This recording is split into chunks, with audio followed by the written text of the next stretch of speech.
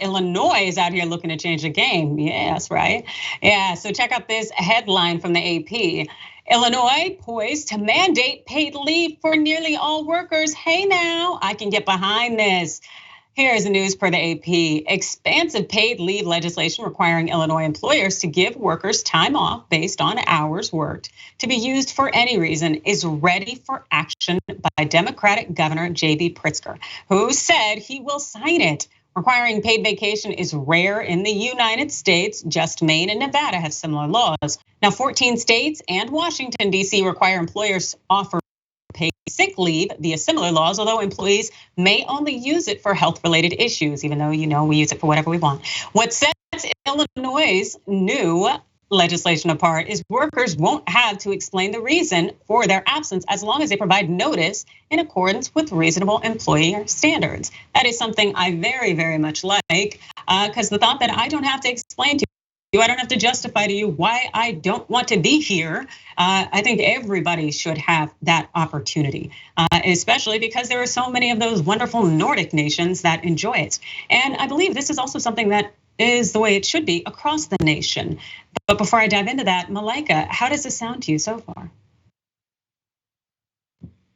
I think this is an incredible development, and I think this also goes to show again how important it is to have power at the state and local level, because we know that this is something that folks have advocated for through the not just the Build Back Better bill and through all of the federal policies that folks were really pushing for under the Biden administration so far in his first term, and we have not seen that at a national level yet. So to see it happening in a major state and the possibility of maybe this expanding to other states or it being a model where other states may follow it, I think that's great news. Absolutely, I think it is great, and I hope a lot of other states out there adopt it. It shows that paid leave and what it looks like for individuals who are new parents, new mothers. Yeah, the World Policy Analysis Center at UCLA put this out to show you what countries actually offer a lot more paid leave, like 24 weeks or more in that dark green area, that territory there. And again, this is just for individuals who are new mothers, new parents, which again, giving birth is a major, major surgery operation. And there are so many complications that go on with it. It is truly, truly undermined here in our nation as opposed to recognizing it for the suffering that it is.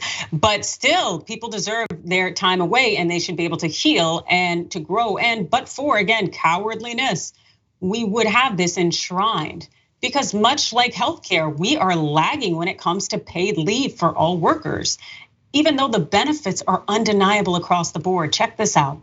So some of the benefits of paid leave, providing new parents with paid time off to care for newborns, which are terrorists, mind you, or recently adopted children. Also improves maternal health, enhances families' economic security, lets workers care for themselves and loved ones when they're ill or they're injured, benefiting businesses by improving retention and productivity and boosting labor force participation. Why the United States can't get on board is beyond me. But I would definitely say our capitalistic culture and our corporatism would seem to be fueling this problem here. Malaika, thoughts?